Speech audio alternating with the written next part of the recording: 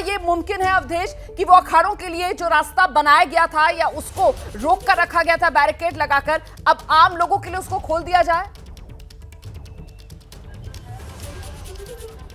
रोमाना जी, अभी तो फिलहाल ये रास्ता जो है रोक कर ही रखा गया। हम तस्वीरें आपको दिखा देते हैं। जो ये पूरा कॉरिडोर है वो खाली करवा लिया गया है, सभी बड़े अधिकारी मौजूद हैं। लेकिन अखाड़ा परिषद ने जो फैसला लिया है वो काबिले तारीफ है। जो हालात इस वक्त महाकुंभ क्षेत्र में हैं, उसमें महाकुंभ में आज़ाद भारत के इतिहास में यह सबसे बड़ी घटना और तारीफ करने वाला फैसला कहा जाएगा, जब अखाड़ा परिषद ने स्नान को रद्द करने का ऐलान कर दिया है। और इसकी ज़रूरत भी थी, क्योंकि लगातार अभी जो तस्वीर हम दिखा रहे थे कि यहाँ पर भीड़ कई जगहों पर कंट्रोल करना मुश्किल हो रहा है। लेकिन अब देखिए, फिलहाल अखाड़ों के लिए ये जगह खाली करवाई गई है। अगर अखाड़ों को कुछ घंटे के बाद ये लगे कि वो स्नान कर सकते हैं तो फिलहाल प्रशासन की तरफ से तैयारियां पूरी हैं।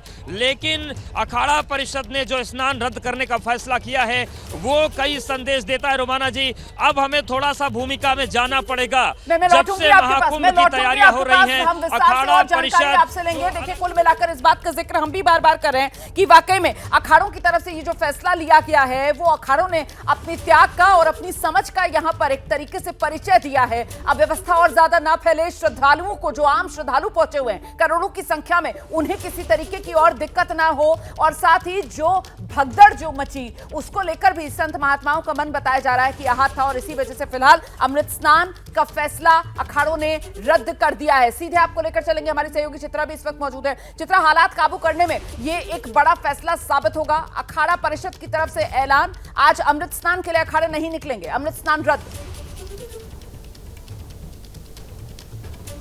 बिल्कुल सही फैसला लिया गया है जिस तरह के हालात हैं, और इसी से आप स्थिति की गंभीरता को भी रोमाना समझ सकती हैं कि अगर अखाड़ा परिषद की तरफ से इतना बड़ा फैसला लिया जाता है 144 सालों के बाद, जो मौनी अमावस्या जिस तरह का महाकुंभ और जिस तरह का आयोजन किया गया है उसमें स्नान नहीं करने का फैसला लिया जाता है, तो स्थिति कितनी गंभीर है इस बात का अंदाजा लगाया जा सकता है। लेकिन बार बार आम लोगों से अपील कि ये अखाड़ों का फैसला है, जितनी तादाद में दूर दूर से देश के कोने कोने से जो आम लोग आए हैं वो आराम से जाकर स्नान कर सकते हैं। कुछ ऐसे हिस्से हैं जहां पर यकीनन अभी स्थिति अभी सामान्य नहीं है, लेकिन हर तरफ जितने भी लोग देख रहे हैं इस वक्त एबीपी न्यूज को, सभी से अपील है कि आप आराम से स्नान कर सकते हैं। अखाड़ों की ओर से ये फैसला इस वजह से किया गया है क्योंकि लगातार जहां से अवधेश रोमाना जानकारी दे रहे हैं उस क्षेत्र को बनाया गया था आगे बढ़कर जाते स्नान के लिए और फिर वहां से निकल जाते। और यकीनन अगर हालात गंभीर हैं, कई लोग अपनी जिंदगी के लिए अस्पतालों में संघर्ष कर रहे हैं, तो अखाड़ा परिषद ने इस जिम्मेदारी को भी समझा और इसी वजह से ये बड़ा फैसला लिया गया है। फिलहाल जिस अस्पताल में मेरी मौजूदगी है 20 से 25 बार सरकारी आंकड़ा कहा जा रहा है घायलों का, लेकिन यहाँ पर